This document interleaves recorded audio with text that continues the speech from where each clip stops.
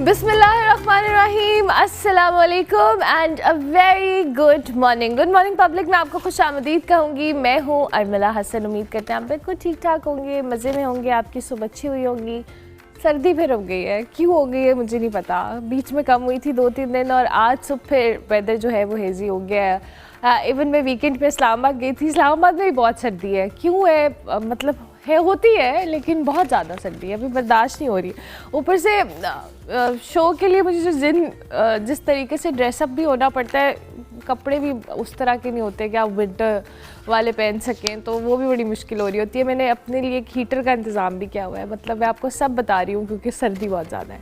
अच्छा जी, इस सर्दी में मुल्क के मुख्तलिफ हिस्सों में हम आपको बताएंगे भी आगे जाके कि बर्फ़बारी ही या दीगर मामला अपनी जगह पर कायम व दायम है। लेकिन सबसे पहले आगाज़ में हम क्रिकेट की बात करेंगे। पाकिस्तान क्रिकेट बोर्ड ने जी T20 वर्ल्ड कप 2026 के लिए 15 रुकनी स्क्वाड का ऐलान कर दिया है, जिसमें सलमान अली आगा को टीम कैप्टन मुकर्रर किया गया है। स्क्वाड में बाबर आजम शामिल हैं, फ़खर जमान है, शाहीन शाह अफरीदी हैं, शादाब खान है, नसीम शाह हैं। काफ़ी सीनियर खिलाड़ी शामिल हैं, जबकि फ़हीम अशरफ, साहबजादा फरहान, उस्मान तारिक और ख्वाजा मोहम्मद नाफे जैसे नाम भी टीम का हिस्सा बने हैं। पाकिस्तान जी अपनी वर्ल्ड कप मुहिम का आगाज़ 7 फरवरी को नीदरलैंड्स के खिलाफ करेगा, जबकि इवेंट के मैचेस 7 फरवरी से 8 मार्च तक होंगे। वर्ल्ड कप से पहले पाकिस्तानी टीम ऑस्ट्रेलिया के खिलाफ 3 मैचेस की T20 सीरीज़ भी खेलेगी, जिसके लिए ऑस्ट्रेलियन टीम 28 जनवरी को पाकिस्तान पहुंचेगी और मैचेस जो हैं लाहौर के कद्दाफी स्टेडियम में खेले जाएंगे। इसी दौरान जी ICC ने यह भी ऐलान किया है कि भारत और श्रीलंका में होने वाले जो T20 वर्ल्ड कप है, इसमें बांग्लादेश की जगह स्कॉटलैंड की टीम शरीक होगी, क्योंकि बांग्लादेश ने भारत में मैचेस खेलने से इनकार किया था। इस फैसले में पाकिस्तान क्रिकेट बोर्ड के जो चेयरमैन हैं मोहसिन नकवी साहब, उन्होंने तहफ़्फ़ुज़ात का इजहार किया है कि और मामले को दोहरे मयार से जोड़ा है। जबकि वर्ल्ड कप में पाकिस्तान की शिरकत से मुतल्लिक हतमी फैसला हुकूमत पाकिस्तान के इख्तियार में दिया गया, जिस पर मशावरत के लिए आज मोहसिन नकवी और वज़ीर आज़म के दरमियान अहम मुलाकात भी मुतवक्के है। अब यहाँ पे क्वेश्चन ये है कि क्या पाकिस्तान इन हालात में T20 वर्ल्ड कप में शिरकत करेगा या कोई बड़ा फैसला सामने आने वाला है, इस पे भी बात करेंगे। शमशेर नियाजी हमारे साथ मौजूद हैं, उनको हम खुश आमदीद कहेंगे। Thank you very much Shamsher, good morning, I hope you are doing well. Shamsher, पहले तो इस जो 15 रुकनी स्क्वाड है, इस पे आपका क्या ओपिनियन है? जिन खिलाड़ियों को शामिल किया गया है, मैं चाहूँगी ओवरऑल एक एनालिसिस आप भी दें इस हवाले से। अरमला, thank you so very much and good morning everybody. देखें, मैं सिंपली आपको, अगर आपने स्क्वाड के वाले से सिर्फ सवाल पूछा है, वैसे कहने को तो बहुत कुछ है आज। स्क्वाड इस टाइम जो पाकिस्तान क्रिकेट टीम का, that is the perfect squad. इससे अच्छा स्क्वाड मेरे ख्याल से आपने जितना बैलेंस स्क्वाड PCB ने इस बार जो प्रेजेंट किया है, इससे बैलेंस स्क्वाड आप नहीं दे सकते। आपके पास ना ही वो प्लेयर हैं जो T20 स्क्वाड के लिए क्वालिफाई करते हैं और इससे बेहतर आप स्क्वाड बिल्कुल नहीं दे सकते। आपके अंदर हर बॉलर है, आपके पास हर बैलेंस स्पिनर है, आपके पास बैट्समैन पूरे हैं। अगर अब भी पाकिस्तान क्रिकेट जो है वो चले, मैं फिर भी ये कहता हूँ कि पाकिस्तान जो है वो अपनी T20 जो प्रॉपर जो इनफॉर्म टीम होती है उस चीज पे नहीं है इस टाइम। लेकिन आपका स्क्वाड इतना स्ट्रांग है कि आप वर्ल्ड कप में इस बार ट्रॉफी लिफ्ट कर सकते हैं। ये मेरी प्रिडिक्शन नहीं है, ये मेरा एक वो है कि ये टीम में कैपेबिलिटी है एक, कि ये टीम जो है, ये लड़के जो है, ये T20 वर्ल्ड कप की ट्रॉफी लिफ्ट अप कर सकते हैं। और इनकी फेवर में कुछ मैचेस हैं, मतलब जो कंडीशंस हैं वो इनकी फेवर में है। अभी ऑस्ट्रेलिया खेलने आ रहा है पाकिस्तान 2-4 दिन के बाद। ऑस्ट्रेलिया के लिए भी ये कंडीशंस जो है वो बड़ी फ्रेंडली होती है, क्योंकि जो वो लोग वो ऐसी टीम है जो तेज पिचेस से स्लो पिचेस पे आती हैं, उनको इतना प्रॉब्लम नहीं होता। हमें ज्यादा प्रॉब्लम होता है कि हमने स्लो से फास्ट पिचेस पे खेलना होता है। बट देन अगेन जो वेन्यूज आपके लिए सिलेक्ट किए गए हैं वो ऑलमोस्ट ऐसे ही हैं जो पाकिस्तान में कंडीशंस हैं, वो श्रीलंका में भी कंडीशंस है। थोड़ा सा ट्रॉपिकल वेदर कंट्री है, बट देन अगेन आपकी कंडीशंस आपके फेवर में होती हैं। और आपकी मतलब बाबर आजम का वापस आना, ख्वाजा नाफे का टीम में इंक्लूड होना, फिर उस्मान तारिक को वर्ल्ड स्टेज पे लेके जाना, सलमान मिर्जा को वर्ल्ड स्टेज पे लेके जाना, मेरे ख्याल से ये वो है जो अपकमिंग T20 क्रिकेटर्स हैं। क्रिकेट वैसे भी कमर्शियल हो चुकी है, T20 की तेज हो चुकी हुई है। आपको इस किस्म के तेज प्लेयर्स चाहिए। साहबजादा फरहान माशाल्लाह he is doing very well. Pakistan cricket team में अभी जो इसने जो एशिया कप खेला है, उसके बाद पाकिस्तान की तरफ से उसने मैचेस खेले हैं, उसमें उसने अच्छी पावर बैटिंग की है। और हमें T20 क्रिकेट में पावर ओपनर्स ही चाहिए। साइम अयूब है, नसीम शाह ने वापसी की है, उन्होंने फिटनेस अपनी वापस लेके आए हैं, वो अनफिट थे कुछ अरसे से, इसकी टीम में क्वालिफाई नहीं थे। हारिस रऊफ नहीं है इंक्लूडेड स्क्वाड में, जो कि मेरे ख्याल से बेहतर फैसला है। 2024 के T20 वर्ल्ड कप में भी हारिस रऊफ खासा अच्छे नहीं खेले। उससे 2024 से लेकर 2026 के दौरान जितने भी पाकिस्तान के मैचेस हुए, जब न्यूजीलैंड ने पाकिस्तान का विजिट किया था, थ्रू आउट 12 मैचेस लगातार पाकिस्तान हारा था, और हारिस रऊफ पागल हो गया था बॉल करा करा के कि भाई किसी तरीके से मेरी जो है ना वो पेस बॉलिंग जो है स्विंग बॉलिंग में कन्वर्ट हो जाए, बट वो नहीं कर पाए।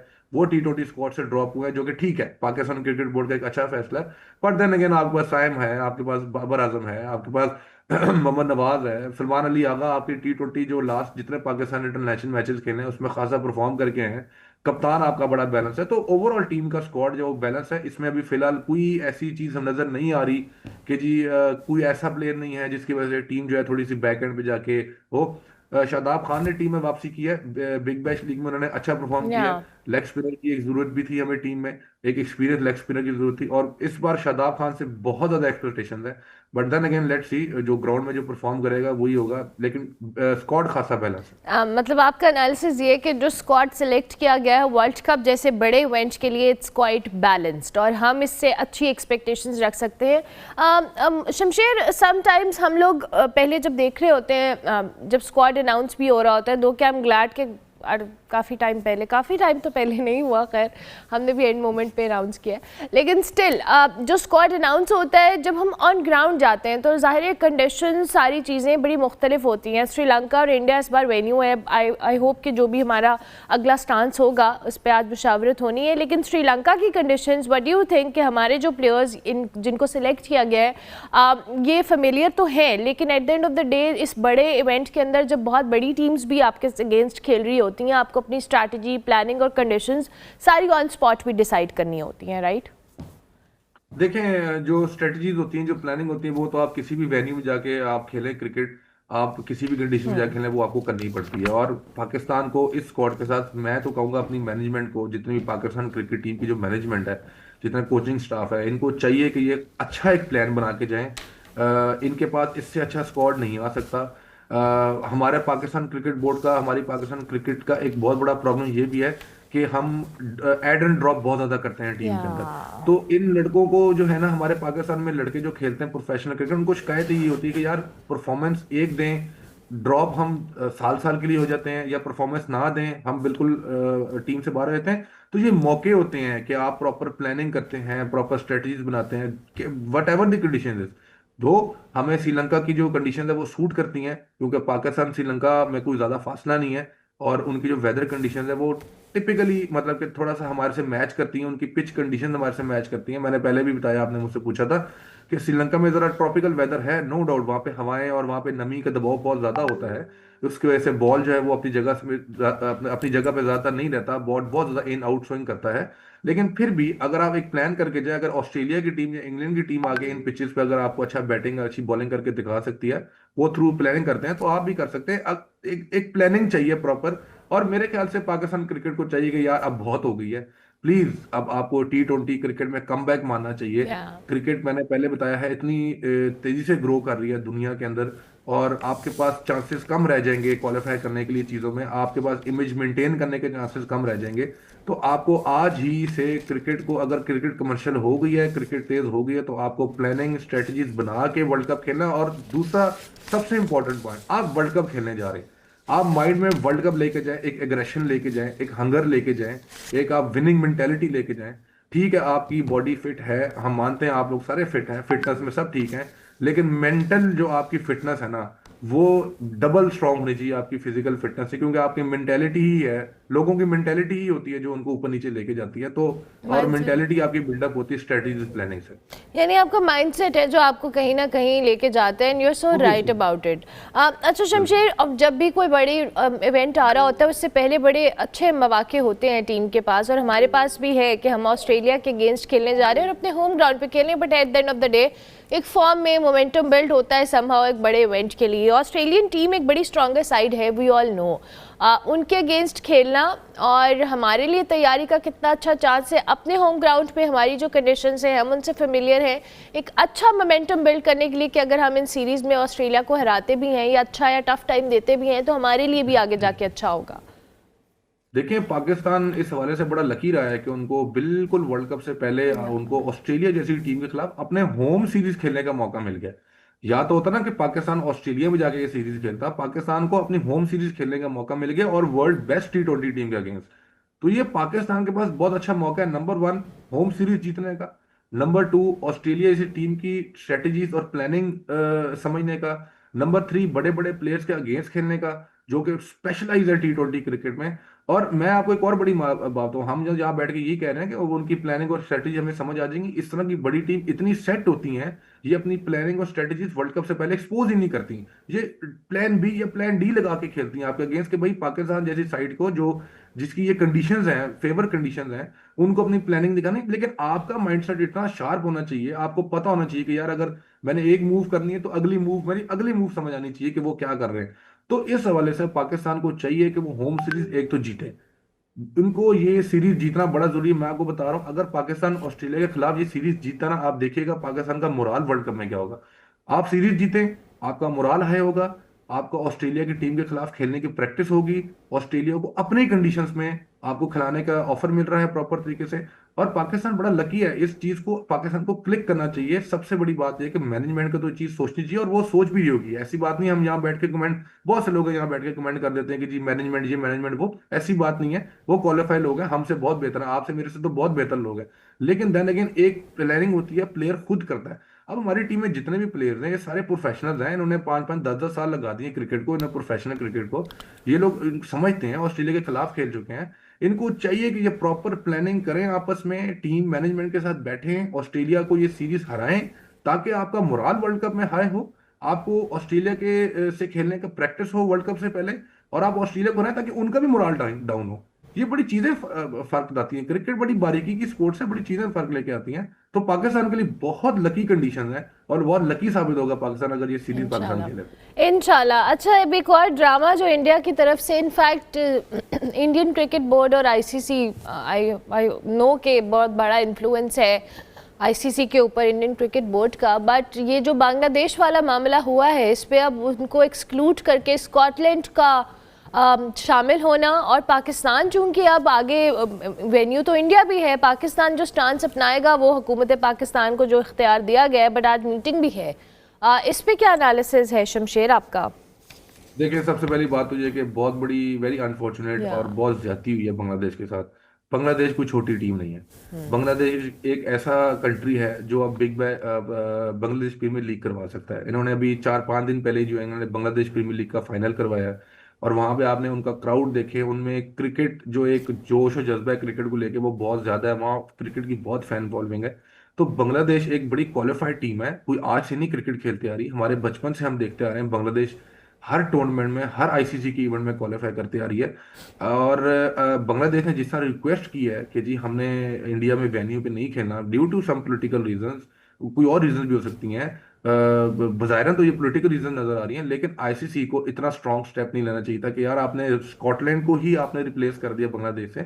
तो ये बड़ी ज्यादती है बांग्लादेश के साथ कि उनको आपने T20 वर्ल्ड कप से बिल्कुल ही बाहर कर दिया। और बड़े लोग एक्सपेक्ट कर रहे थे आईसीसी के कि आईसीसी बड़ा पॉजिटिव स्टेप लेगा, क्योंकि आप एक बड़े इदारे से ही अपनी शिकायत लेके जाते हैं। तो चले वो स्टेप ना भी लेता तो वो बांग्लादेश को कोई कंडीशंस दे देता, या बांग्लादेश को कोई, जैसे कहते हैं ना आप किसी को मनाने के लिए कुछ करते हैं, आप थोड़ा सा जरा तरला डालते हैं किसी को, थोड़ा सा जरा इस तरह का कुछ कर लेता। एफर्ट पुट पाकिस्तान ने करते हैं, एफर्ट पुट करते एफर्ट पुट करते हैं, हैं, कोई कंडीशन रख दें। मैं या ये सिर्फ ये कह रहा हूँ, कोई कंडीशन रख दें कि यार ये नहीं तो ये आप वर्ल्ड कप खेल लें, या ये नहीं तो ये आप ये वर्ल्ड कप खेल लें।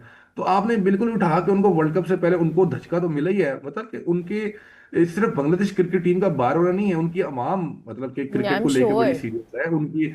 और दूसरा पता है कितना पैसा इन्वॉल्व होता है, आईसीसी का भी इसमें नुकसान हो सकता था, उन्होंने अपने आप को सेव करने के लिए कहा है। बांग्लादेश का कितना पैसा जाया हो चुका है, मैं उस दिन 3-4 दिन पहले एक रिपोर्ट पढ़ा था कि अगर बांग्लादेश जो है वो सिर्फ वेन्यू चेंज करती है तो उनको 300 से ज्यादा करोड़ रुपए का नुकसान है, अगर सिर्फ वेन्यू चेंज करते हैं।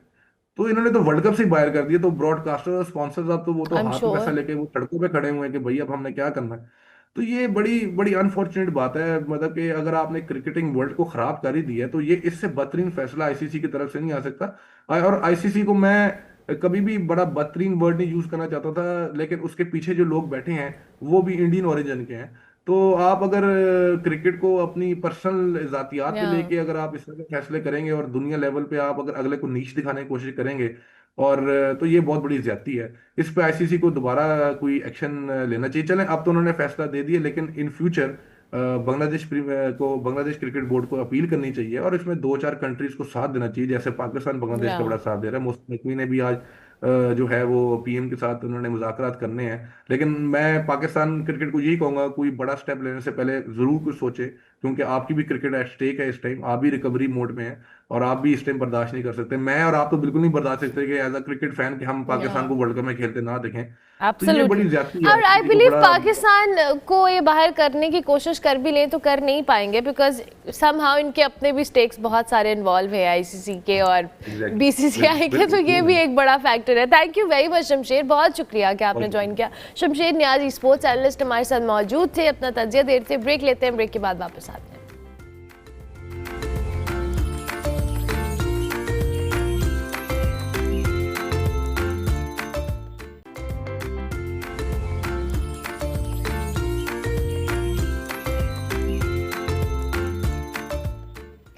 Welcome back to Good Morning Public. जी ब्रेक के बाद वापस आ गए। हाल ही में पाकिस्तान में जी खानदानी कवानीन के हवाले से दो अहम फैसले सामने आए हैं। एक तरफ पार्लियामेंट के मुश्तरका इजलास में domestic violence prevention and protection act 2025 मंजूर कर लिया गया, जिसके तहत बीवी को घूरना, तलाक या दूसरी शादी की धमकी देना, जहनी दबाव डालना, नफ्सियाती तशद्दुद करना काबिले सज़ा जुर्म करार पाया। इस कानून का इतलाक जी वफाकी दारुल हुकूमत इस्लामाबाद में होगा और इसमें कैद और जुर्माने दोनों सजाएं शामिल की गई हैं। दूसरी जानिब जी सुप्रीम कोर्ट ने नायला जावेद केस में 5 सफ़ात पर मुश्तमिल तहरीरी फैसले में यह वाज़ेह किया है कि पहली बीवी की तहरीरी इजाज़त हो और सालिसी कौंसिल की मंजूरी के बगैर दूसरी शादी मुस्लिम फैमिली लॉज ऑर्डिनेंस की खिलाफ वर्जी है, जिस पे शौहर को फौजदारी और कार्रवाई का सामना करना पड़ सकता है। अदालत ने शौहर को 12 लाख रुपए हक महर की अदायगी का भी हुक्म दिया है, जिसमें यह वाज़ेह हुआ है कि अब रियासत बराह रास्त ख़ानदानी निज़ाम की निगरानी कर रही है।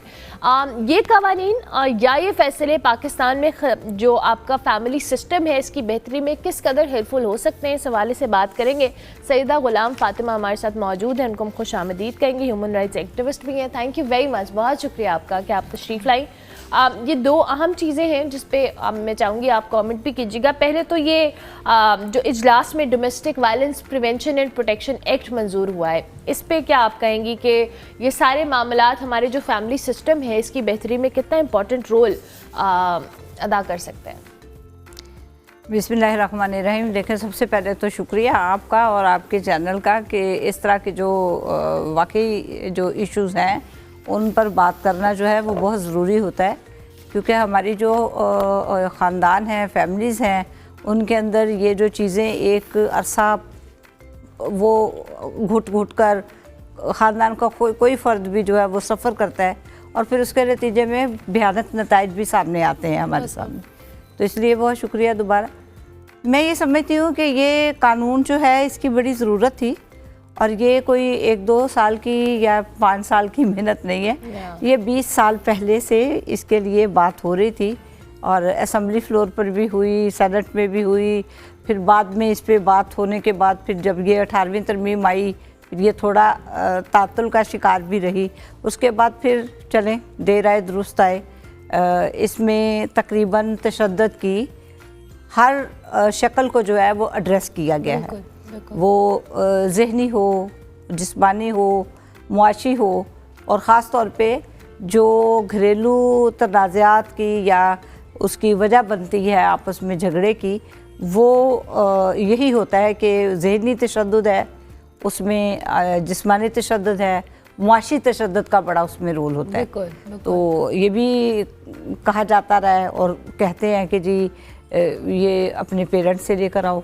हाँ बिल्कुल, जहेज जैसी चीज़ें, जहेज जैसी चीज़ें आप जहेज नहीं लाई हैं, खूबसूरत नहीं है, आप बड़ी से ज़्यादा खूबसूरत नहीं है, बड़ी ज़्यादा खूबसूरत आई है।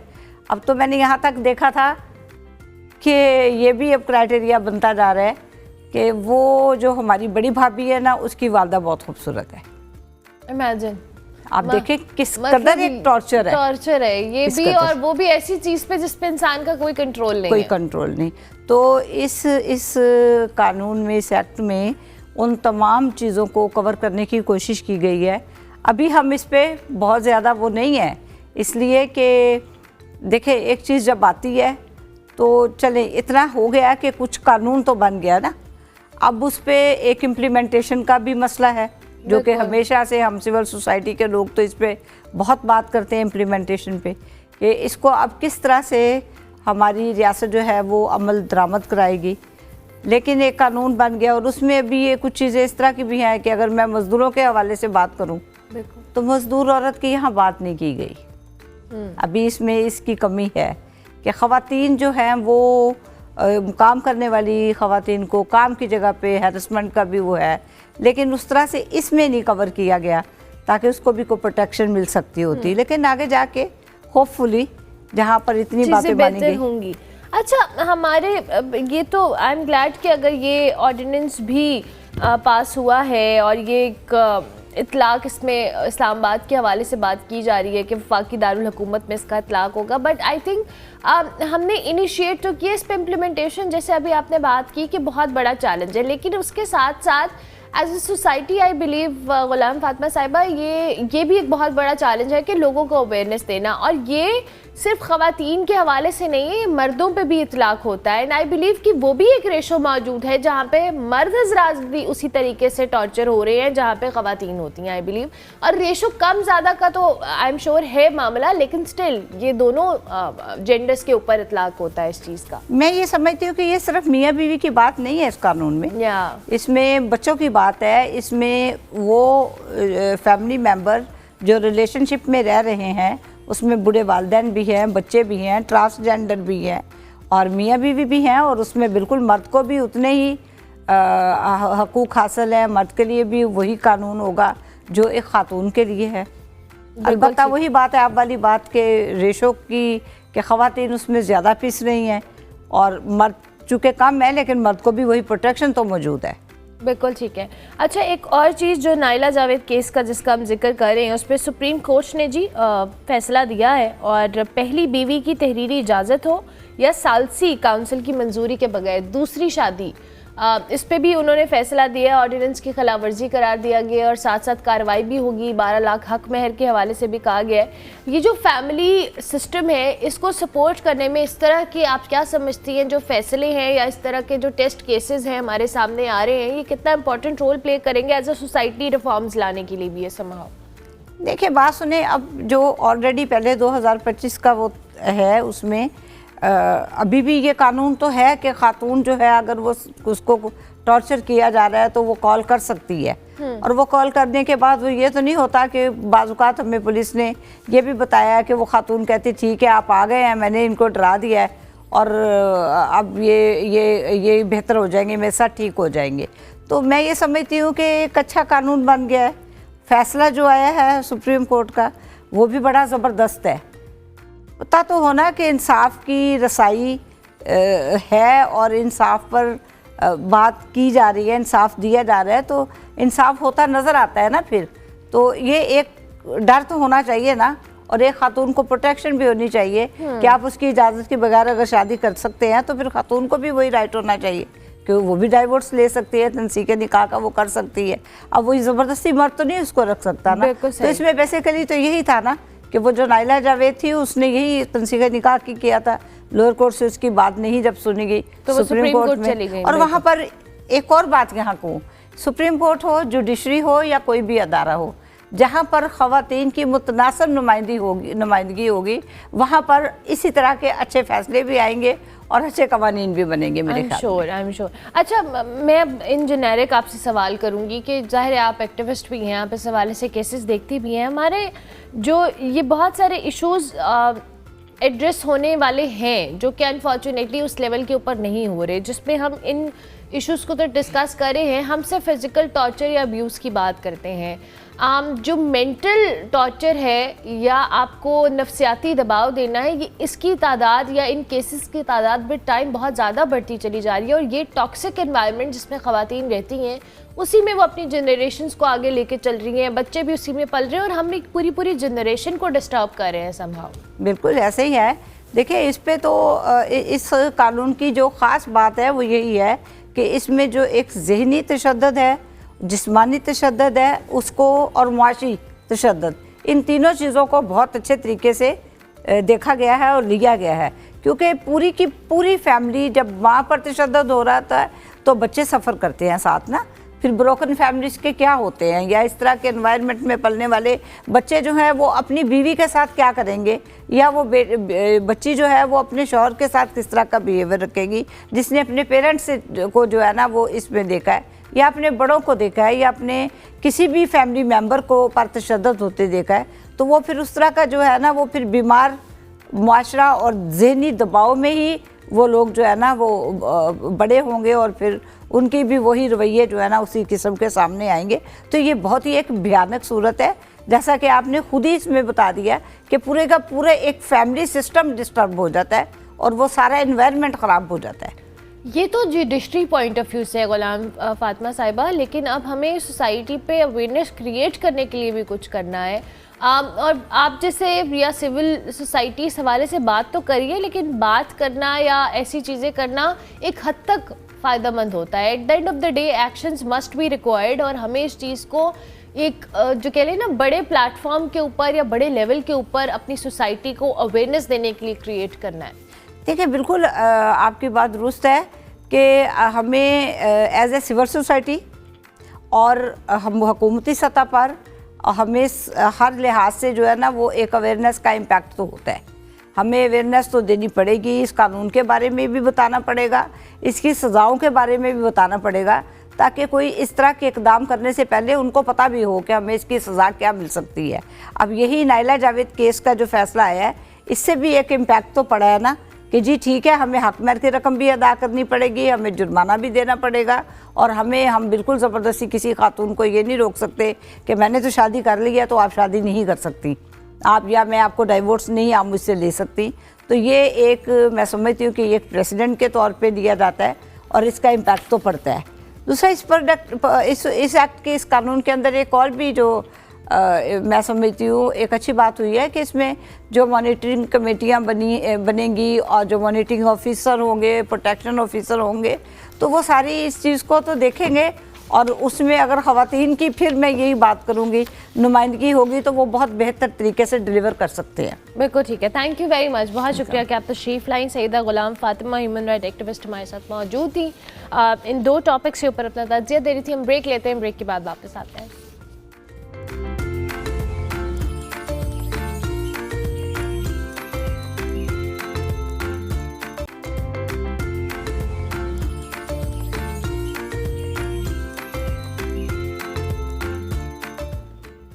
Welcome back to Good Morning Public जी। ब्रेक के बाद वापस आ गए। जब भी हमारे मुल्क में कोई हादसा या सानिया होता है तो उसके बाद बहुत सारी चीज़ें ज़ेर बहस आती हैं, ज़ेर गुफ्तगू आती हैं, कुछ अरसे के बाद उन पर डिस्कशन क्या, उन पर इकदाम भी बंद हो जाते हैं। कराची के गुल प्लाजा में जी हालिया खौफनाक जो आग लगी, जिसने जहां दर्जनों कीमती जानें ज़ाया हुई, तिजारती ज़िंदगी को बेपनाह नुकसान पहुंचाया, वहीं लाहौर में गुलबर्ग में जी एक निजी होटल की बेसमेंट में लगी आग ने भी हिफाजती इंतजामात में समहाउ गफलत की संगीन नताइज को भी उजागर किया। पुलिस ने लाहौर में वाक़ इस होटल में लगने वाली आग पर मालिक समेत 6 अफराद के खिलाफ मुकदमा दर्ज किया है, जिसमें इल्ज़ाम है कि गैर कानूनी बॉयलर्स हों, नाकिस हिफाजती इकदाम हों और जो नातजुर्बाकार अमले की वजह से 3 अफराद जान से हार गए और मुतादिद जख्मी भी हुए। इस दौरान जी वफाकी दारुल हुकूमत इस्लामाबाद में भी फायर सेफ्टी के हवाले से बड़ी एक अलार्मिंग जो रिपोर्ट है या इंकशाफ है वो सामने आया कि हालिया सर्वे के मुताबिक इस्लामाबाद की 50% से ज़ायद जो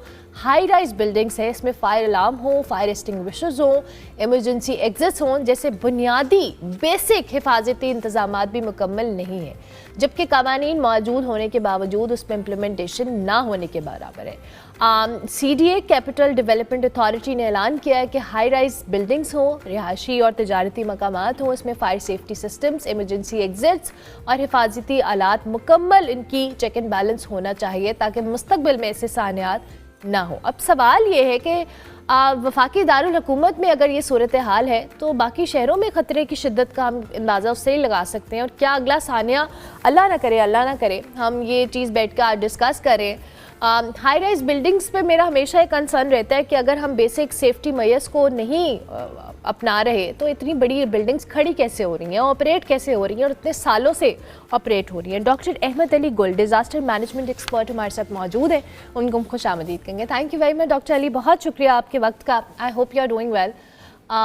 डॉक्टर अहमद अली गुल साहब, मैं सबसे पहले तो गुल प्लाज़ा के बाद फिर लाहौर में जो एक होटल है इसकी बेसमेंट, फिर इस्लामाबाद में हम जहाँ पे सर्वे का जिक्र करें, आपका एक एनालिसिस चाहूँगी कि ये जो चीज़ें हम आज बैठ के डिस्कस करें, क्या ये बिल्डिंग्स कंस्ट्रक्ट होने से पहले, इनकी प्लानिंग और डेवलपमेंट से पहले ये सारी चीज़ें क्यों चेक नहीं हुई और आज हम इतने बड़े बड़े सानियात को जिक्र कर रहे हैं?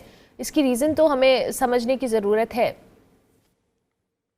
थैंक यू सो मच अमला, आप इतने इम्पोर्टेंट टॉपिक के ऊपर ये बात कर रही हैं। I think it's really important that we understand कि ये फायर सेफ्टी कितनी इम्पोर्टेंट चीज़ है। और खाली हम लेट्स से हमारी एक्सपेक्टेशंस ये होती हैं कि बस जब आग लग जाए तो उसको फ़ौरन तौर पे अथॉरिटीज़ या जो रेस्क्यूअर्स हैं वो आके उसको बुझा दें और उसका जो कोर इश्यूज हैं या सिस्टमिक इश्यूज हैं उनकी ऊपर बात नहीं करते। And it's a very common issue.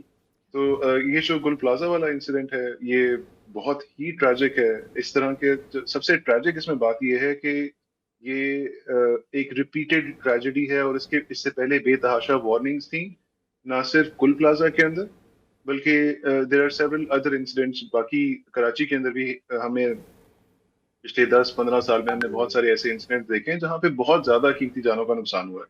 तो one of the most tragic thing जो मुझे यहाँ नजर आती है वो ये है कि तकरीबन पूरे पाकिस्तान में इसी तरह है कि पाकिस्तान के बिल्डिंग की सेफ्टी प्रोविजंस हैं, उसमें फायर सेफ्टी की प्रोविजंस होती हैं और वो 2016 की नेशनल लेवल के ऊपर हमारे पास लेजिस्लेशन एग्जिस्ट करती है। Then we have Sindh building control authority as well, और हमारे पंजाब के अंदर भी इसकी पब्लिक 2022 की एक रेगुलेशन मौजूद है जो कि बिल्डिंग की सेफ्टी से रिलेटेड है, उसके अंदर भी फायर सेफ्टी प्रोविजंस हैं।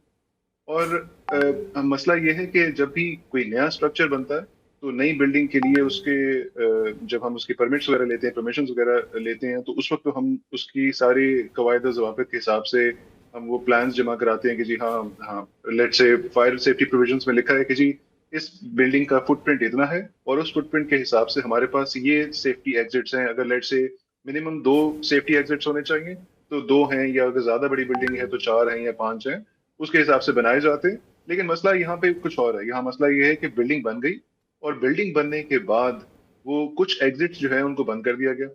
तो इसका मतलब ये है कि जो शुरू की इनिशियल परमिट्स हैं, ये जो परमिशंस हैं, उसके बियॉन्ड हमारे पास एक ऐसा मैकेनिज्म होना चाहिए कि हमारे पास जो बिल्डिंग सेफ्टी की रेगुलेटरी अथॉरिटी है, जो उसकी जिस सिंध के अंदर सिंध बिल्डिंग कंट्रोल अथॉरिटी है, वो जाके साइट पे विजिट करें और उनको जो जो लोग इसके खिलाफ वर्जी कर रहे हैं, जो इमरजेंसी एग्जिट्स को बंद कर रहे हैं, जो उनको लेट्स से फायर एक्सटिंग्विशर्स नहीं लगा रहे। सबसे बड़ा एक हर्डल जो आपने सुना होगा कि जी फायर टेंडर्स आए हैं लेकिन उनके पास पानी खत्म हो गया है। ये फायर टेंडर्स का कसूर नहीं है, बाहर फायर हाइड्रेंट्स होने चाहिए।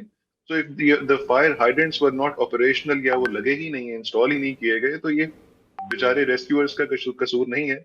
तो ये अक्सर हमने एक फैक्ट्री की आग थी पंजाब के अंदर, and we saw same thing कि जी फैक्ट्री ओनर कह रहे हैं कि जी हमारे वो उनका पानी खत्म होता जा रहा है। तो भाई अपनी फैक्ट्री के बाहर फायर टेंडर्स लगाने थे, फायर हाइड्रेंट्स लगाने थे ना, जिस तरह जो लेट्स से हमारे पास जो लॉज और रेगुलेशंस है उनके हिसाब से। So these are the problems and challenges that we are facing right now. Not ये ऐसे प्रॉब्लम्स हैं जो कि लॉज या रेगुलेशंस की कमी की वजह से नहीं है, कि उनकी इन्फोर्समेंट की वजह से। And it's unfortunately a very common story. Pakistan में बहुत कॉमन है ये स्टोरी कि लॉज और रेगुलेशंस बना दिए जाते हैं लेकिन उनकी इन्फोर्समेंट, उनकी कंप्लायंस के ऊपर हम थोड़ा सा कमजोर पड़ जाते हैं, जिसकी वजह से अनफॉर्चुनेटली बहुत कीमती जानों का नुकसान होता है। You are so right, but मेरा डॉक्टर अहमद अली गुल, आपने भी अभी जो जिक्र किया, मेरा क्वेश्चन यहाँ पे ये हमेशा से रहता है, और जब भी आप जैसे एक्सपर्ट्स आते हैं, कि हम इतने बड़े पैमाने के ऊपर प्रोजेक्ट्स बनाते हैं, उनको इनिशिएट करते हैं, एक परमिशंस का प्रोसेस है, एंड आई बिलीव कोई इस पाकिस्तान जैसे मुल्क के अंदर अगर हमने कोई चीज़ शुरू करनी है तो उसके लिए पहले तो आपको हिम्मत, सब्र और हौसला चाहिए, और उसके बाद जो आपने प्रोसेस गुजरना है परमिशन से लेकर इम्प्लीमेंटेशन तक, वो भी एक बहुत सरदर्द किस्म की चीज़ है। लेकिन उसके बावजूद हम इतने सारे लंबे प्रोसेस से गुजरने के बाद ये बेसिक सेफ्टी या प्रिकॉशनरी मेजर्स हम इसके अप्रूवल के बगैर कैसे इतनी बड़ी बड़ी मॉल्स, प्लाजाज और चीज़ें ऑपरेशनल कर रहे हैं और अभी तक चल रही हैं। मतलब हमने उन पे वार्निंग्स भी देखी। शारा फैसल पे मैं बार बार कह रही हूँ कि हमारे पास रिपोर्ट्स हैं, हम मीडिया हाउसेस में बैठ के बात कर रहे हैं, अथॉरिटीज़ बात कर रही हैं कि जी 50-70% बिल्डिंग्स ऐसी हैं जिनमें बेसिक ऐसी चीज़ें नहीं है। इवन आपका हम इस्लामाबाद का जिक्र करें, 50% जो बिल्डिंग्स हैं उनमें नहीं है। सो हम कर क्या रहे हैं? क्या हमें अंदाज़ा नहीं है कि ये कितना ख़तरनाक है? देखिए, ऑल ऑफ दीज थिंग्स, इसका मतलब ये है कि ये तमाम जो हमारी रेगुलेशंस हैं उनको एक रबर स्टैंपिंग एक्टिविटी के तौर पे इस्तेमाल किया जा रहा है कि बस ये जी अगर आपने अपना बिल्डिंग का नक्शा अप्रूव करवाना है तो उसके साथ ये फॉर्म्स वगैरह फिल करके अटैच कर दिए जाए। हो सकता है कि फॉर्म्स के अंदर कोई ऐसी बातें भी लिखी हों जो कि जमीनी हकायक से बहुत फर्क हो, उसके अंदर कई ऐसी प्रोविजंस हो, हाँ जी हमने स्प्रिंकलर लगा दिए हैं, हाँ जी हर फ्लोर के ऊपर फायर एक्सटिंग्विशर मौजूद हैं, हाँ जी हमने उनकी जो स्टेयर केसेस हैं वो इतने वाइड बनाए हैं जिस तरह उनकी फायर सेफ्टी प्रोविजंस में लिखा हुआ है, लेकिन एक्चुअली ऑन ग्राउंड वहां पे जाके ना वो मौजूद होंगे, ना किसी ने जाके चेक करना है। So this is again regulatory failure. और इसके ऊपर अक्सर ऐसे होता है, जो मैंने बहुत कॉमन पाकिस्तान में देखा है, वो ये है कि बड़े बड़े मॉल्स में तो वो जो ये तमाम इंतजामात होते हैं और उसकी तैयारी बहुत अच्छी होती है। अच्छा doctor, sorry I am not sure whether I lost you. नहीं अब मुझे आपकी आवाज़ आ रही है, आप मुझे सुन पा रहे हैं? डॉक्टर अहमद गुल, आपको मेरी आवाज़ आ रही है? Sorry, okay perfect. जी आ रही है, I am sorry. So I was just saying कि बड़े मॉल्स में अक्सर जो भी आप लाहौर में, इस्लामाबाद में, कराची में देखेंगे, वहाँ पे ये फायर सेफ्टी प्रोविजंस की कंप्लायंस काफ़ी बेहतर है और वहाँ पे आपको इमरजेंसी एग्जिट्स, साइनेज और उन स्प्रिंकलर्स, वो तमाम चीज़ें नजर आएंगी जो कि होनी चाहिए। लेकिन there are many other buildings जहाँ पे जो पुराने स्ट्रक्चर्स हैं और उनके ऊपर उनके अंदर जिस तरह लाहौर में बहुत सारे प्लाजास हैं जहाँ पे बहुत ज्यादा रश भी होता है, ज्यादा कंप्लायंस के इश्यूज भी बहुत ज्यादा है वहाँ पे, और उनके ऊपर उनकी जो ताजरान की जो कमेटीज हैं, जो बॉडीज हैं, वो भी बड़ी स्ट्रांग हैं, उनकी पॉलिटिकल पावर भी काफी होती है। सो दे एंड अप मेकिंग श्योर कि जो ऐसी कोई भी चीज जो कि कॉस्ट ज्यादा करती है या लेट्स से जिसकी कंप्लायंस में कोई उनको दुश्वारी आ सकती है, वो उनकी तरफ से यानी उनके ऊपर लागू ही ना हो। So that's how they end up avoiding those rules and regulations. और हमारी आमतौर पे तमाम हुकूमतों के पास यही प्रॉब्लम होती है कि वो इस तरह की चीजों की इन्फोर्समेंट के लिए अपना पॉलिटिकल कैपिटल नहीं लगाना चाहते। So it's a very common story, unfortunately, लेकिन it's a huge tragedy that we are facing. Absolutely. और ये बहुत सबसे बड़ी बात ये है कि तमाम चीजें अवॉइडेबल हैं और यानी एक चीज एक सॉल्व प्रॉब्लम है और हमारे कंट्रोल में है ये चीज, हम इसको कंट्रोल कर सकते हैं। यानी आप अक्सर देखें डिजास्टर्स के केस में तो हम ये कह देते हैं कि ये नेचुरल था, लेकिन ये कहीं से भी नेचुरल नहीं है, ये इंटायरली मैन मेड सर्कमस्टांसेस हैं। और इसके ऊपर आप अगर आप इसको अनरावल करें, इसके फोरेंसिक्स करवाएं, तो यू कैन इजीली सर्टेन कि जी इस बंदे का इतना कसूर है, इस बंदे का इतना कसूर है, इस हुकूमती इदारे का इतना कसूर है। So it's an entirely man made tragedy. Absolutely. अच्छा, एक और चीज़ डॉक्टर साहब, जैसे हम अभी बात करें कि ये तो चले कुछ सेफ्टी मेजर्स इंस्टॉल्ड हैं, कंप्लायंस का इशू नहीं है, बट हमारे जो इवन फायर एक्सटिंग्विशर्स हमारे बिल्डिंग्स के अंदर लगे होते हैं, nobody know how to use them. हमारे पास ट्रेंड स्टाफ नहीं है, हमारे पास लोग नहीं हैं। हम अगर सेफ्टी या प्रिकॉशनरी मेजर्स या सारी चीज़ें इंस्टॉल कर भी रहे हैं, but at the end of the day अगर उसको ऑपरेट करने के लिए हमने अपने लोगों को ट्रेन ही नहीं किया, so how can we expect कि इस एमरजेंसी सिचुएशन के अंदर वो कैसे उनका फर्स्ट रिस्पॉन्स होगा?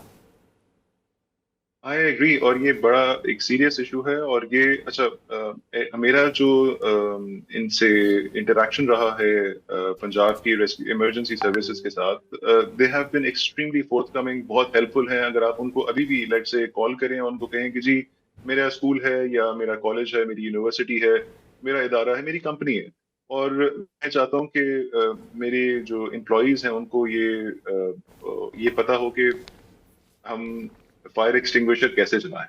बिल्कुल ठीक। तो I'm not sure whether I lost you. I'm sorry. बिल्कुल, आपको मेरी आवाज़ आ रही है? मेरे एंड पे थोड़ा सा इशू था।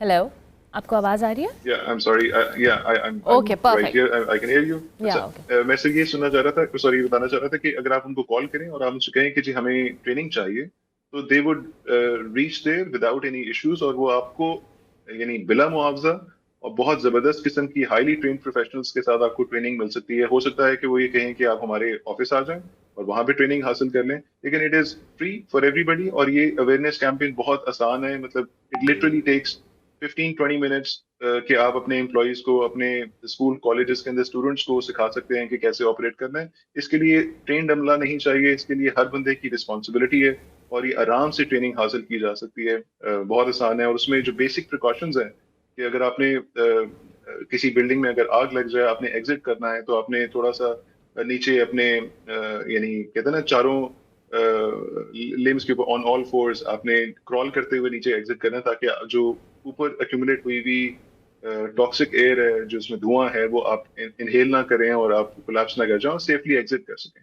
तो इस तरह की जो बेसिक प्रिकॉशंस हैं वो आपको बताई जाती हैं। इट्स वेरी इंपॉर्टेंट कि तमाम लोगों को मालूम हो कि अगर आग लग जाए तो हमने बिल्डिंग से कैसे एग्जिट करना है। और सर्दियों का मौसम है, तो सर्दियों में बेतहाशा आग लगती है, क्योंकि हर बंदा हीटर इस्तेमाल करता है। हमारे यहाँ गैस की भी लोड शेडिंग होती है, उसकी वजह से भी बहुत सारे मसले हैं।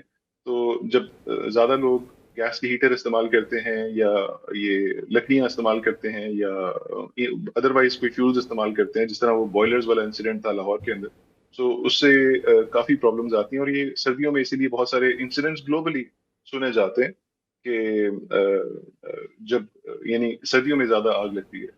बिल्कुल ठीक है, बिल्कुल ठीक है। Thank you very much doctor साहब, बहुत शुक्रिया आपके वक्त का। डॉक्टर अहमद अली गुल, डिज़ास्टर मैनेजमेंट एक्सपर्ट, हमारे साथ मौजूद थे। डॉक्टर साहब बता रहे थे कि जी ये कोई इतनी तोप चीज़ नहीं है कि आप अपने स्टाफ को या आप लोगों को ट्रेन कर सकें। और पंजाब के हवाले से उन्होंने कहा कि रेस्क्यू की जो टीम्स है दे आर वेरी कोऑपरेटिव। आप अपने ऑफिस में, स्कूल्स में, कॉलेजेस में अपने बच्चों को ये ट्रेनिंग दिलवा सकते हैं। इट्स फ्री ऑफ कॉस्ट, आप उनसे रब्ता करें, they can provide you, they can help you. But at the end of the day हमें इन ट्रेनिंग्स के साथ साथ इस बात को भी मेक श्योर करना है इंतज़ामिया के एंड से कि जो बिल्डिंग्स ऑपरेट हो रही हैं without any precaution, without any safety measures, इनको कौन देखेगा, और इनके लिए कवानीन जो मौजूद है इस पर इम्प्लीमेंट कराना भी एक बहुत बड़ा जो कह लें वक्त की ज़रूरत है। हम ब्रेक लेते हैं, ब्रेक के बाद वापस आते हैं।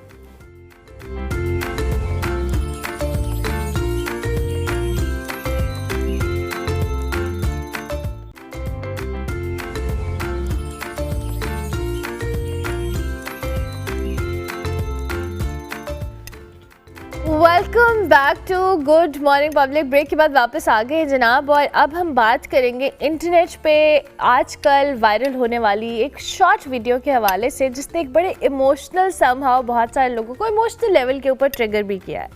एक बड़ा मायूस सा पेंगुइन जो कि खामोश अलामत बन गया है, जिसने इंसानी जहनी दबाव हो, हमारा जो लोनलीनेस है या रोज़मर्रा की जो मोनोटनी है या मोनोटनस लाइफ है, उसको एक तस्वीर में बयान कर दिया है। वीडियो जी 2007 की जो डॉक्यूमेंट्री है encounters eight the end of the world, इसका हिस्सा है, जिसमें एक पेंगुइन अपने ग्रुप से अलग होकर बर्फानी पहाड़ों की तरफ चल पड़ता है, और माहिरीन के मुताबिक इस रास्ते पर ज़िंदा बचने के इम्कानात ना होने के बराबर हैं, लिहाजा इसे डेथ मार्च करार दिया गया है। सोशल मीडिया पर जी इस मंज़र को उदास जो कह लें सैड सॉन्ग्स के साथ, एक सीरियस कैप्शंस के साथ और मीम्स के साथ पेश किया गया, जिसने लोगों में समहाउ जो मेंटल टायर्डनेस है, इज़्ज़त नफ्स के बहरान की हम समहाउ अकासी की बात करते हैं, तो उसको मज़ीद गहरा किया। पाकिस्तान में भी जी सोशल मीडिया में इस्तेमाल ने हमें एक बड़ी लोनलीनेस कह लें या सोशली आइसोलेशन कह लें उस पे लाके खड़ा किया है। और ये वीडियो, इस पे भी आज हम बात करेंगे। और इसी ट्रेंड को आगे बढ़ाते हुए वाइट हाउस के ऑफिशियल अकाउंट ने एक AI जो तस्वीर है वो भी शेयर की है, जिसमें अमेरिकन जो सदर हैं डोनाल्ड ट्रंप, वो एक पेंगुइन के साथ खड़े हुए दिखाई दे रहे हैं। ये भी बड़ी इंटरेस्टिंग चीज़ है जी, इस पर हम बात करेंगे। डॉक्टर उम्मे रुबाब काज़मी हमारे साथ मौजूद है, हमारे नफ्सियात हैं, उनको खुशामदीद कहेंगे। अस्सलाम वालेकुम। वालेकुम अस्सलाम। कैसे हैं आप? अल्लाह का शुक्र है। Thank you very much doctor साहिबा, बहुत शुक्रिया कि आप तशरीफ़ लाएँ।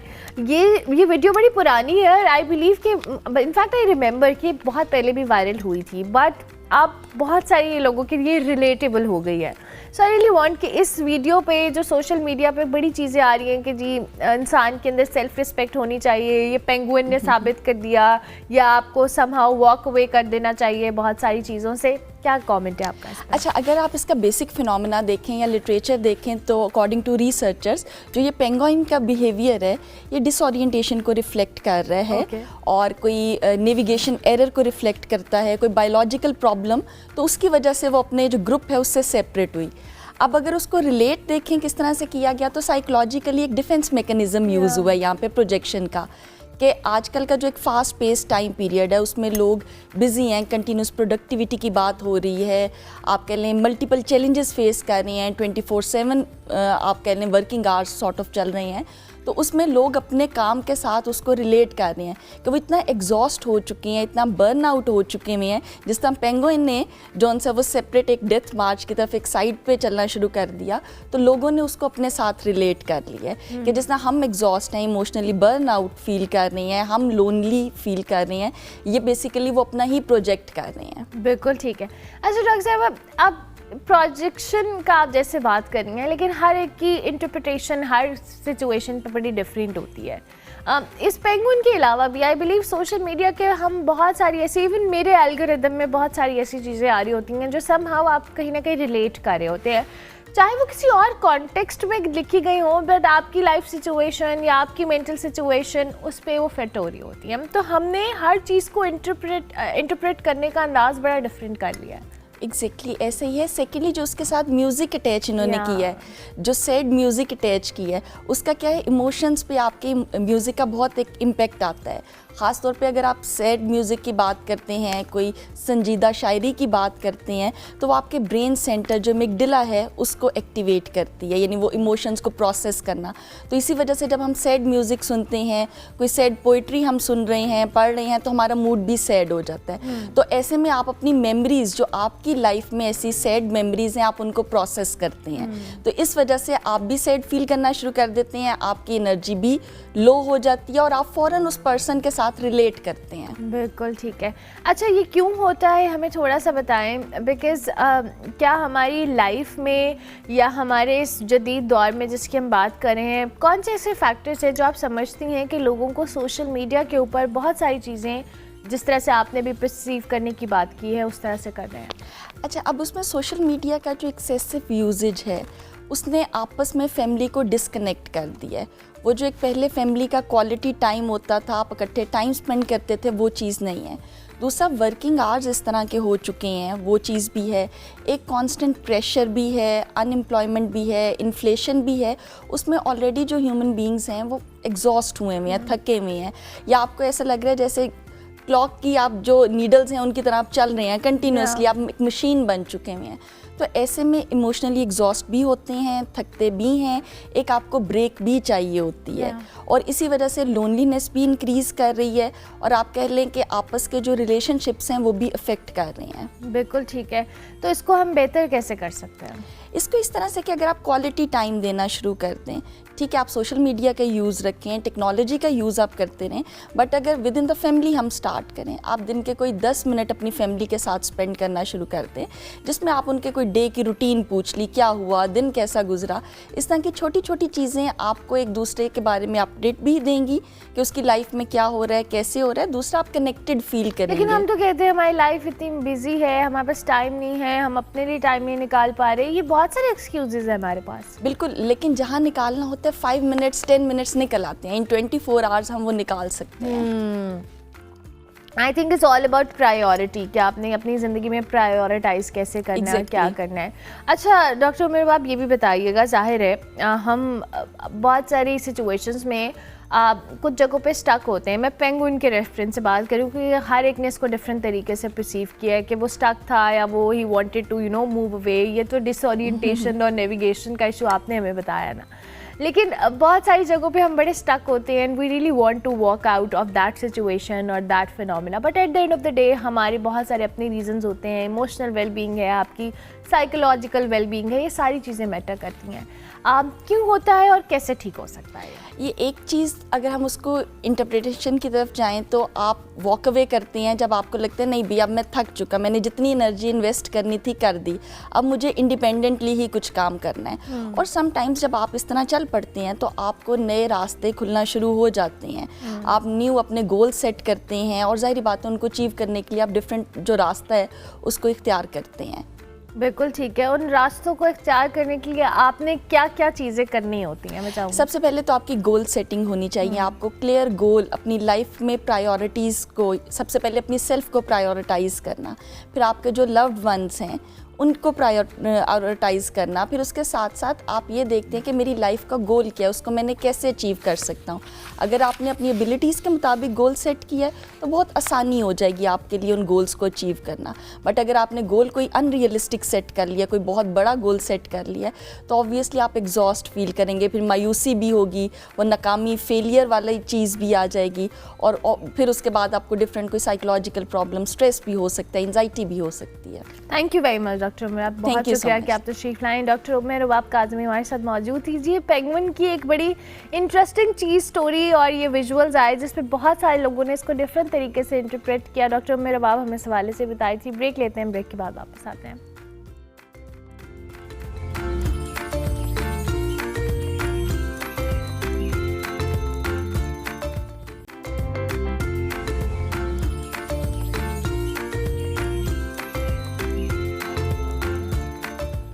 Welcome back to Good Morning Public. Break के बाद वापस आ गए हैं जी। लाहौर में पालतू शेरों के काटने और गैर कानूनी तौर पर फार्म हाउसेज में रखने के हवाले से एक और वाक़या रिपोर्ट हुआ है। ये वाक़यात रुकने का नाम नहीं ले रहे, जिससे शहरियों की हिफाजत को भी शदीद ख़तरा हुआ है।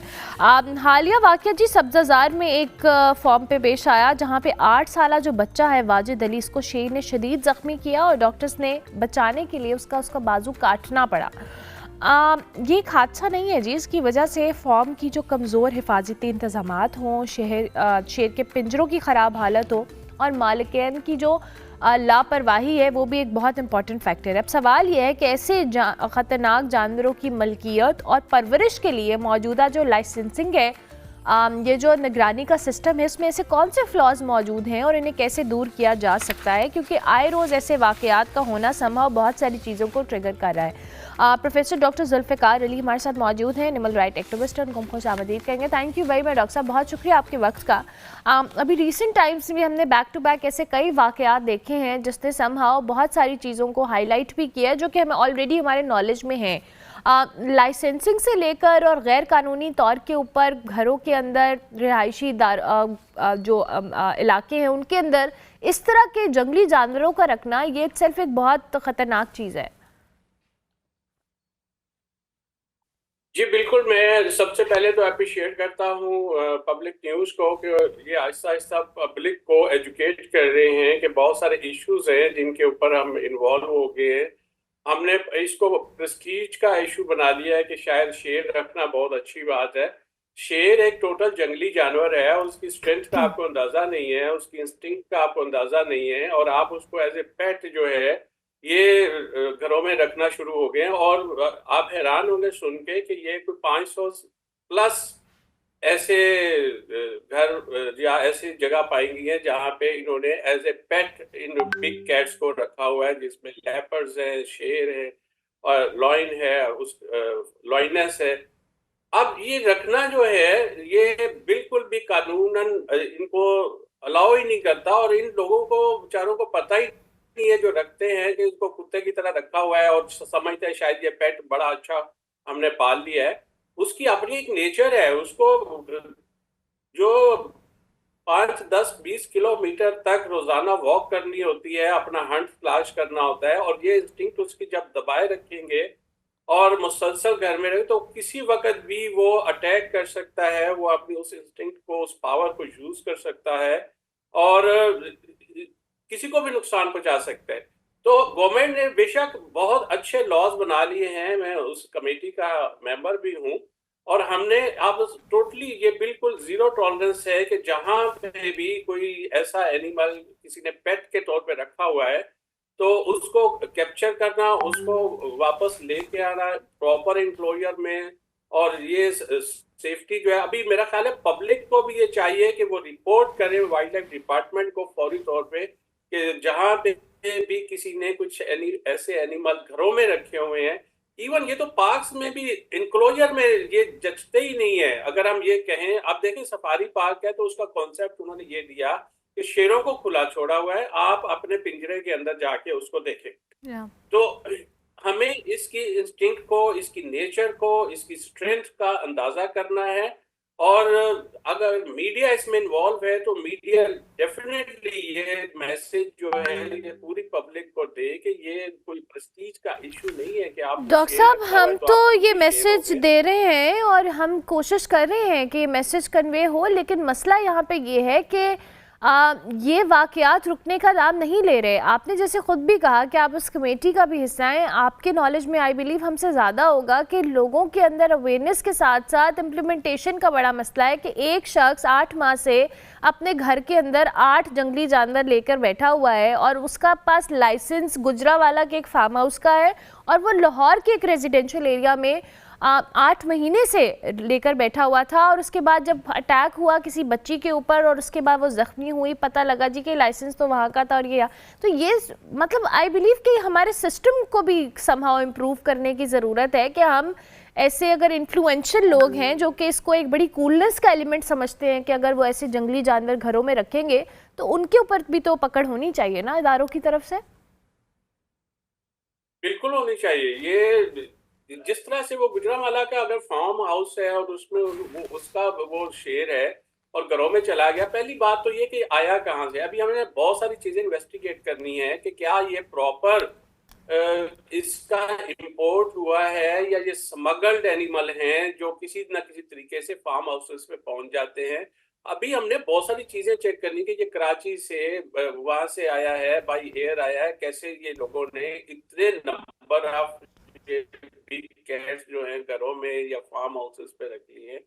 तो अभी ये आहिस्ता आहिस्ता मेरा ख्याल है कि अब बेहतरी की तरफ ही हम जा रहे हैं। इन सारे शेरों को पकड़ के हम जैसे भी है, चाहे हम उसको एनेस्थीसिया दे के बेहोश करके या इसको जो कलिंग है वो हम रिकमेंड कर रहे हैं कि जब इनका हम गोश्त नहीं खिला सकते, पहले से हमारी ओवर पॉपुलेशन हुई है पार्क्स में, सफारी पार्क्स में, जूस के अंदर, तो जाहिर है खर्चा है बहुत सारा। और मेरा ख्याल है कि बेहतर है कि हम इंटरनेशनल ट्रीटीज के, जब हम साइटीज के भी सिग्नेटरी हैं, तो हमें इन चीज़ों का भी ख्याल रखना है कि हमें इनकी ओवर पॉपुलेशन, हम वापस इनको अफ्रीका में तो छोड़ नहीं सकते।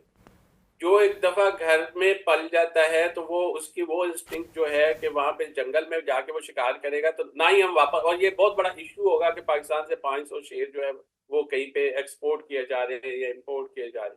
तो मेरा ख्याल है कि इसके ऊपर सोच रहे हैं कि हम फौरी तौर पे ये एक्शन करें और पब्लिक हमारा साथ दे कि वो हमें रिपोर्ट करे, ये वाइल्ड लाइफ डिपार्टमेंट को रिपोर्ट करे कि कहाँ कहाँ पे किसने इलीगली रखा हुआ है, और उसका नाम और उसका पता भी हिडन रखा जाएगा, उसका सेल नंबर भी हिडन रखा जाएगा। जस्ट ये रिपोर्ट करें पब्लिक के ये कहाँ कहाँ पे किन किन घरों में मौजूद है। अच्छा डॉक्टर साहब, पब्लिक रिपोर्ट करेगी, लेकिन आप ये जो वाइल्ड लाइफ डिपार्टमेंट है या हमारे पास यहाँ पे इस तरह का कोई मैकेनिज्म मौजूद है, अगर आपके इल्म में है तो हम प्लीज़ शेयर कीजिएगा कि हमारे पास भी ऐसी कोई रिपोर्ट्स आती हों इदारों के पास कि जी यहाँ पर इस तरह से रखे गए हैं। क्योंकि हमने देखा था कि सोशल मीडिया या टिकटॉक या इंस्टाग्राम के ऊपर बहुत सारी ऐसी वीडियोज़ आई थी जिसके बाद कार्रवाइयाँ भी शुरू हुई, बहुत सारे इन्फ्लुएंशियल लोगों को भी पकड़ धकड़ हुई थी और फिर बाद में छोड़ दिया गया था। जी बिल्कुल ऐसे ही है। अभी तो ये जो जितना भी डिपार्टमेंट के लोग हैं ये एक्टिव हुए हैं और अपनी पूरी इन्वेस्टिगेशन के साथ जहाँ जहाँ पे भी है, बहुत सारे, और 59 केसेस जो हैं पूरे पंजाब से इन्होंने कैप्चर भी कर लिए हैं, FIR भी की है और इनकी प्रॉपर पनिशमेंट भी होगी। तो मेरा ख्याल है कि हमें तमाम जो बिग कैट्स हैं जहाँ पे भी घरों में हैं, हम उन सबको इन्वेस्टिगेट करके या रिपोर्ट करके हमें उनको पकड़ना है सबसे पहले। और दूसरा ये है कि ये जो जैसे ही मैंने पहले कहा कि मीडिया और ऐसे तमाम जो वहाँ पे इनको डिस्करेज करना है कि ये कोई की प्रेस्टीज की बात नहीं है, ये शेर रखना घरों में ये बिल्कुल नामुनासिब है और ये कभी भी नुकसान पहुंचा सकते हैं। बिल्कुल ठीक है। इन द एंड डॉक्टर साहब, हमारे प्लेटफॉर्म से पब्लिक सर्विस कोई मैसेज आप देना चाहें कि लोगों को कैसे एहतियात करनी है और जो लोग रख रहे हैं उनके लिए क्या सज़ाएं और क्या कवानीन मौजूद हैं?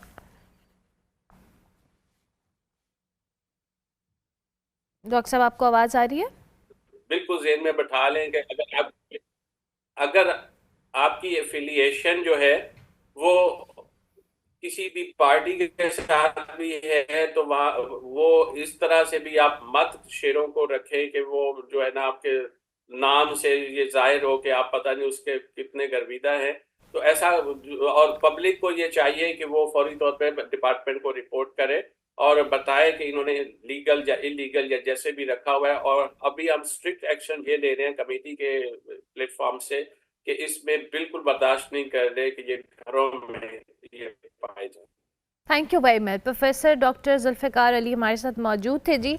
अगर आपको ये लग रहा है कि आप इससे बहुत नीश या कूल लगेंगे कि अगर आप इन जंगली जानवरों को घरों में या रेजिडेंशियल एरियाज़ में रख रहे हैं, तो आई एम श्योर कि आपको ये पता होना चाहिए कि अगर ये इदारे कार्रवाई भी करेंगे तो आप पे फाइन्स भी होंगे। और लाइसेंसिंग वाला मामला भी एक क्वेश्चन मार्क है जिस पे भी डॉक्टर साहब ने भी अपना कमेंट दिया।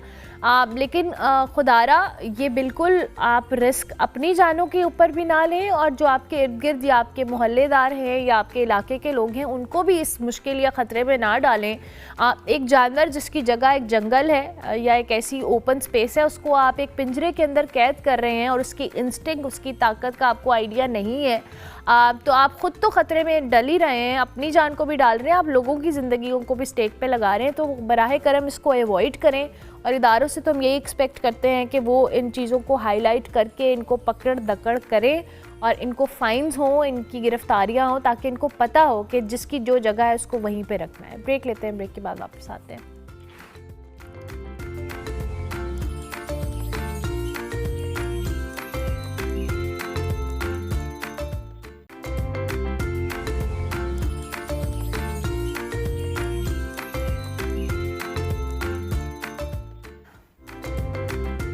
Welcome back to Good Morning Public. Program का आखिरी हिस्सा है, कुछ सर्दी की बात करेंगे। इस मौसम सरमा में जी पाकिस्तान शदीद सर्दी की लपेट में है, जहां मुल्क के मुख्तलिफ हिस्सों में बर्फ़बारी हो, धुंध हो और सख्त ठंडी हवाओं ने मामूलाती ज़िंदगी को बुरे तरीके से मुतासिर किया है। मुल्क के बलाई इलाकों में आज से नया एक मौसमी निज़ाम दाखिल हो रहा है जो कि 27 जनवरी तक बरकरार रह सकता है। खैबर पख्तूनख्वा के जो बलाई अजला हैं, चित्राल, सवात, दीर, शांगला, कोहिस्तान में शदीद बर्फ़बारी है, जबकि पेशावर, मर्दान, नौशहरा, कोहाट इसमें बारिश भी मुतवक्की है। नारान, कागान और कालाम में सड़कों की बंदिश हो, लैंड स्लाइडिंग हो, बर्फ़ानी तोदों के हवाले से इसने या लैंड स्लाइडिंग गिरने का ख़तरा भी है। और बलूचिस्तान में भी शदीद सर्दी जारी है, जहाँ पे कोयटा में दर्जा हरारत -5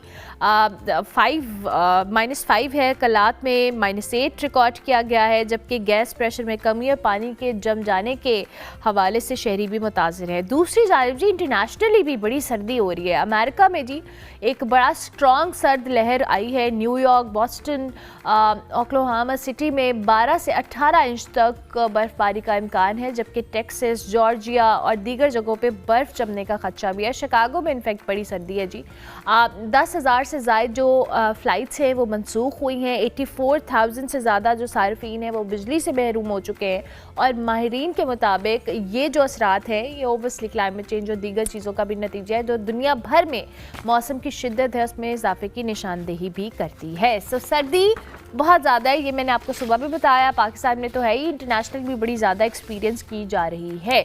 प्रोग्राम का वक्त ख़त्म हो रहा है जी। इंशाल्लाह मेरी आपसे मुलाकात होगी कल। फीडबैक आपने हमारे सोशल मीडिया हैंडल्स पे लाजमी देना है, लेकिन जाते जाते हम आपको बसंत का जिक्र ना करें, ऐसा कैसे हो सकता है।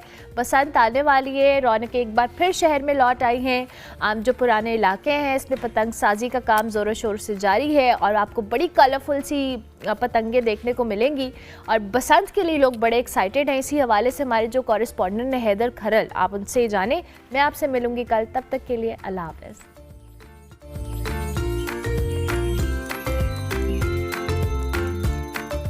मॉर्निंग, मैं हूं आपका मेज़बान हैदर खल। नाज़रीन, आज आपको बताते हैं कि बसंत की जो तैयारियां हैं वो अरूज पर हैं। लोग बड़े पुरजोश हैं और बसंत की तैयारियां शुरू कर दी गई हैं। डोर बनाई जा रही हैं, आप देख सकते हैं। मेरा कैमरामैन वलीद आपको दिखाए तो ये रावी, दरियाए रावी के किनारे पे ये डोर बनाई जा रही है। मुख्तलिफ़ किस्म की डोर है, इसमें रंग मुख्तलिफ हैं, वाइट है, ब्लैक है, रेड है और यहाँ पर काफ़ी रश भी देखने को मिल रहा है। लोग देखने के लिए आ रहे हैं इस डोर को, चूँकि इतने सालों बाद ये बसंत का जो मौका है वो देखने को मिलेगा। तकरीबन 25 साल गुजर चुके हैं बसंत पर पाबंदी थी, लेकिन पंजाब हुकूमत ने अब ये फैसला किया है कि बसंत मनाई जाए और 3 दिन बसंत मनाई जाएगी। लोग भी हमारे साथ मौजूद हैं, उनसे बात करेंगे। काफ़ी खुश नज़र आ रहे हैं। भाईजान, क्या हाल है? ठीक, अस्सलाम वालेकुम। वालेकुम सलाम, क्या हाल है? ठीक, आप सुनाएं?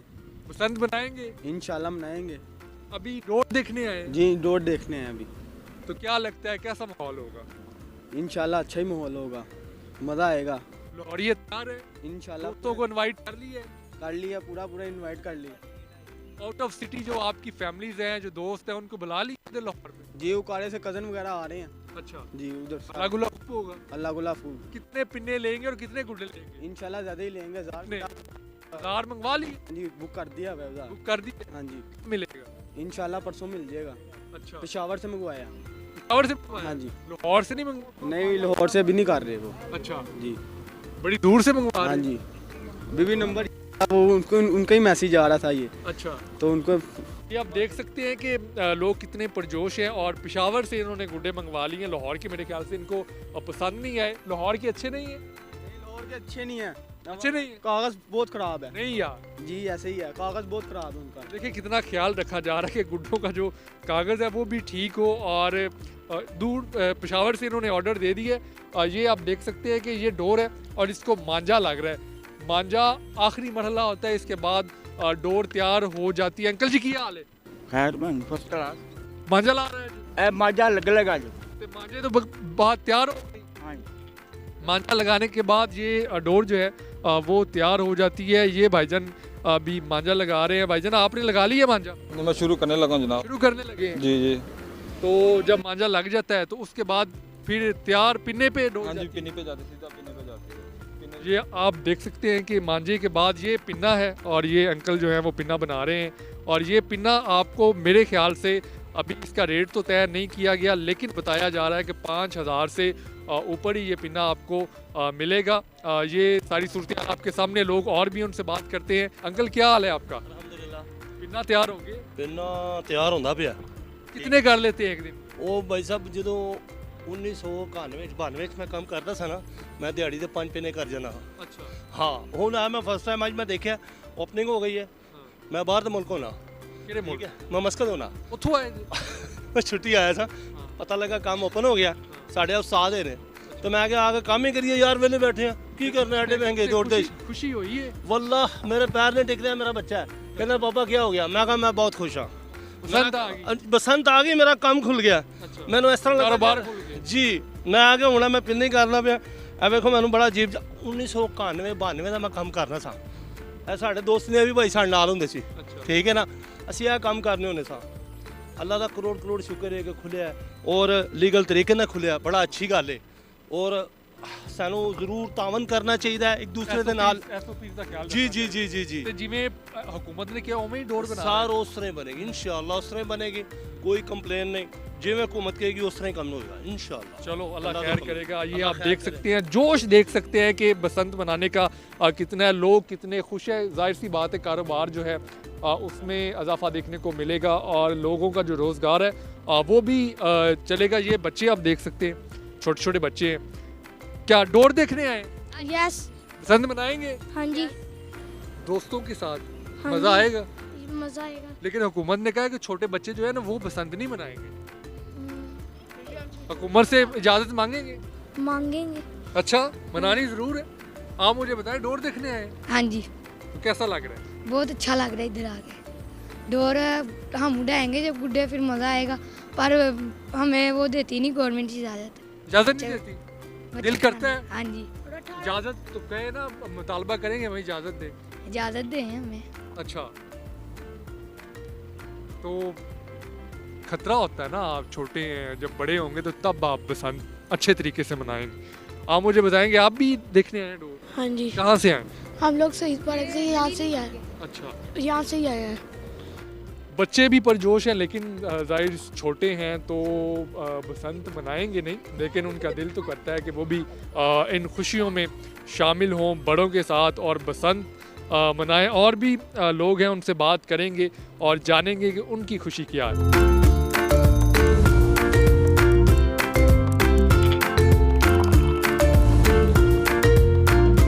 सैयद जुल्फ़कार हुसैन हमारे साथ मौजूद है। बहुत शुक्रिया आपके वक्त का। माजी में जो बसंत मनाई जाती थी, आपने उसको ऑर्गेनाइज़र थे, तो माजी की बसंत का और अब की बसंत का क्या फ़र्क देख रहे हैं? पहली तो बात ये है कि ये पहला मौका है कि गवर्नमेंट खुद स्टेप ले रही है। इससे पहले हमने बड़ी कोशिश की, 2003, 4, 5, 6 फिर आगे चले जाएं, क्योंकि मैं उसको ऑर्गेनाइज़ करता था। एक इनलाइटन मॉडरेशन प्रोग्राम था गवर्नमेंट का। उस वक्त बसंत को हमने ना एक त्यौहार से निकाल के फेस्टिवल का नाम दिया, जिसको लाहौर बसंत फेस्टिवल। और उस वक्त ये कहा गया कि 5 मिलियन अफराद हिस्सा लेते हैं, ये दुनिया का बड़ा फेस्टिवल है। कार्निवल लंदन का, ब्राज़ील का, उसके बाद ये तीसरा बड़ा लाहौर का शहर है में जो एक्टिविटीज़ हो रही हैं। इस बार जो मैं समझता हूँ कि गवर्नमेंट खुद इनिशिएटिव ले रही है। हम चाहते हैं कि लाहौर का जो कल्चर है, लाहौर की पहचान है, और एक पॉजिटिविटी के साथ आगे बढ़े। और अल्लाह का शुक्र है कि उस वक्त भी हमने बसंत को महफूज बनाने के लिए बहुत सी जो चीज़ें, ये जो अभी आप देख रहे हैं गवर्नमेंट कर रही है, ये भी वही पार्ट था जो हमारी इनिशिएटिव थे, इंटरवेंशन थी जो हमने शुरू की थी, वो उन्होंने इस वक्त की हैं। और मेरी दुआ है कि ये फेस्टिवल जो है बड़ा अच्छे तरीके से हो, लेकिन एक डर और खौफ है कि ये हादसात की नज़र ना हो जाए। क्या लगता है आपको? SOPs हुकूमत ने दिए हैं और उस पर अमल दरामद भी हो रहा है, इसके बावजूद भी खदशात हैं? हाँ, मुझे खदशात हैं, क्योंकि ये जो बसंत इस वक्त होगी ना, जब आज से 22 साल पहले या 20 साल पहले आखिरी बसंत 2005 की बड़ी बसंत थी, उसके बाद तो फिर बसंत हुई या ना हुई वो एक बराबर थी। लेकिन एक बड़े अरसे के बाद आप इसको कर रहे हैं। उस वक्त भी हादसे होते थे। अब तो जो हादसे दिखे, आप किसी के पास, मुझे ये बताया जाए किसके पास डोर का कोड है कि जी ये डोर जो है ये गवर्नमेंट के कोड के मुताबिक, जो SOP के मुताबिक बनाई है। अभी आपने देखा ये 5, 6, 7 दिन में कितनी डोर बाहर से गुड्डी डोर आ रही है। वो जो लोगों ने पेशावर ऑर्डर दिए, लोग दावे करते थे जी गुड्डी। मेरा मौक़िफ़ शुरू से ये था कि आपने अगर बसंत को सेलिब्रेट करना ना लाहौर के, हमने शुरू से कहते थे आप 2-2 महीने डोर को सरेआम लगने दें, लोगों को बताएं कि इस तरह पिन्ना होता है। चरखी तो पहले भी बैन थी, पिन्ना था। अब जो बसंत है ये एक बड़ा इम्तहान है। मैं ऑनेस्टली आपको बात बता रहा हूँ। हम खुशी का इजहार इसमें ज़रूर करेंगे क्योंकि हमारा लाहौर का कल्चर है। लोग बड़े पुरजोश हैं। मैं सर पुरजोश, हर बसंत पे पुरजोश हुए हैं। हमने हर मौके पे, जो माजी में बसंतें थी ना, हमने उस वक्त न सिर्फ पाकिस्तानियों को बल्कि ओवरसीज़ पाकिस्तानियों को पुरजोश देखा। लेकिन हालात ऐसे आ गए, वाक़यात ऐसे हो गए, माजी की गवर्नमेंट ने साथ ना दिया, जिसकी वजह से हम भी डिसहार्ड हो गए। लेकिन ये पहला मौका है, देखें, मैं पॉजिटिविटी के साथ मैं इस एक्टिविटीज़ को आगे बढ़ा रहा हूँ कि जनाब लोग जो हैं वो शहरी गवर्नमेंट के साथ तावन करें। गवर्नमेंट के जो SOP जो पहले वाले ही हैं उसमें कोई नई चीज़ नहीं ऐड। नई चीज़ ये ज़रूर ऐड हुई है कि जिस घर में अगर आप पता चलता है कि इसमें यहाँ पतंगबाजी, गुड्डी डोर एक्स्ट्रा है, या आप उसको अपना गिरफ्त में लेके। एक और बात, शहरियों से मेरी अपील है आपके प्रोग्राम की वसासत से, देखें आपने गुड्डी डोर ख़रीदी है तो क्या आप उसी दिन ज़ाया कर देंगे? नहीं, आपके पास बचेगी। कोशिश ये होनी चाहिए कि आप उसी दिन उस गुड्डी और डोर को ज़ाया कर दें, ताकि आप पुलिस की गाड़ी में बैठ के थाने ना जाएं। होना ये चाहिए, और गवर्नमेंट को इस पे और काम करना चाहिए। हम दुआ गो हैं कि अल्लाह ताला जो है ये बसंत पे कोई नुकसान ना हो, और हुकूमत ने जो SOPs दिए हैं, आवाम की भी ज़िम्मेदारी है, शहरियों की भी ज़िम्मेदारी है कि उस पर अमल दरामद किया जाए। और हम ये खुशियों का त्यौहार है, इस पर हम कोई इस तरह का गम नहीं देखना चाहते जो माजी में हमने देखा। और हम सब दुआ गो हैं कि ये खुशियाँ हम सबको नसीब हों। अपने मेज़बान हैदर खरल को इजाज़त दे, रब रख।